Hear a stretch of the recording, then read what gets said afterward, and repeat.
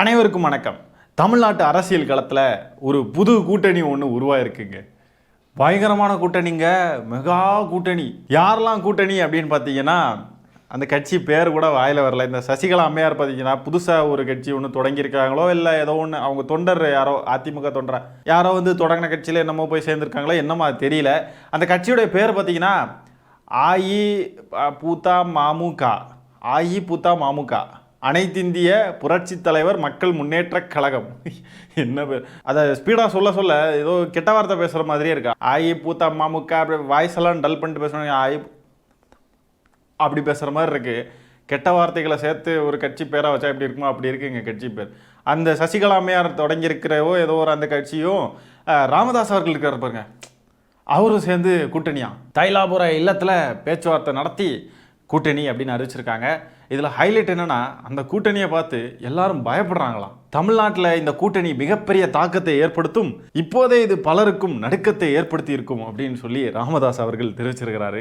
இந்த கூட்டணி வெற்றி கூட்டணி,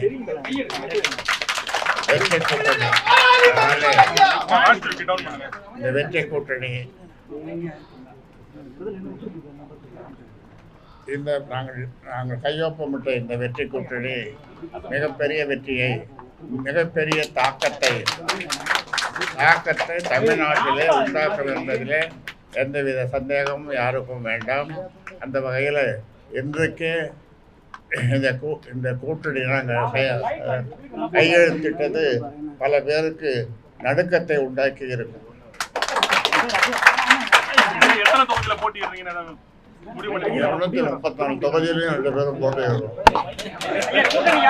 என்டர்டெயின்மெண்ட்டுக்கு பஞ்சமே இல்லை. கூட்டணிக்கு வருத்தப்படாத வாலிபர் சங்கம் அப்படின்ற பேர் வச்சா நல்லா இருக்கும் அப்படின்னு எனக்கு தோணுது. இப்போ மதச்சார்பற்ற முற்போக்கு கூட்டணி, தேசிய ஜனநாயக கூட்டணி அப்படின்லாம் இருக்கிற மாதிரி வருத்தப்படாத வாலிபர் சங்கம் அப்படின்னு வச்சா நல்லாயிருக்கும். பிபியும் சுகரும் ஒன்றா சேரக்கூடிய ஒரு கூட்டணி.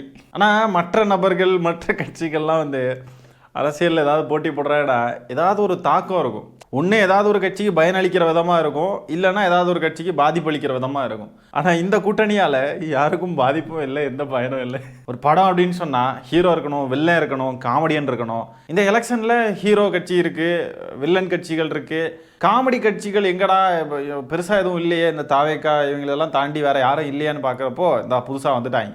ஆனால் இந்த தாவேக்காவை சேர்ந்த 2 பேர் உட்காந்துருந்து பேசிக்கிட்டு இருந்தாங்க.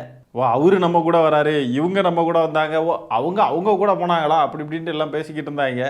கடைசி வரைக்கும் அவங்க கூட தான் யாருமே போய் சேரலை. இவங்க 2 பேர் கூட அவங்களே தான் சேரணும்னு முடிவு பண்ணிக்கிட்டாங்களே ஒழிய தாவேக்கா கூட போய் சேரணும்னு யாருமே நினைக்கல. இப்போ தாவேக்கான்ற கட்சியை எல்லாரும் எப்படி பார்க்குறாங்கன்றதை கொஞ்சம் கற்பனை பண்ணிக்கோங்க. ஆனாலும் சசிகலா அம்மையார் இப்போ தான் இந்த கட்சியை என்னமோ தொடங்கினாங்க. அந்த அஇஅதிமுக அந்த கட்சியை இப்போ தான் தொடங்கினாங்க. அதுக்குள்ளே கூட்டணிக்கு சேர்த்துட்டாங்க. ஆனால் 2 வருஷமாச்சு ஒருத்தர் கட்சி தொடங்கி. முடிஞ்ச அளவுக்கு முட்டி மோதி பார்க்குறாங்க.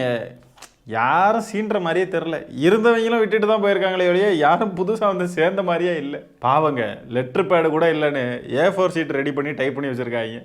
அந்த அளவில் தான் இருக்குது அவங்க நிலைமை. இந்த மாபெரும் கூட்டணி பார்த்தீங்கன்னா தொகுதி பங்கீடெல்லாம் வேறு பேசியிருக்காங்களா.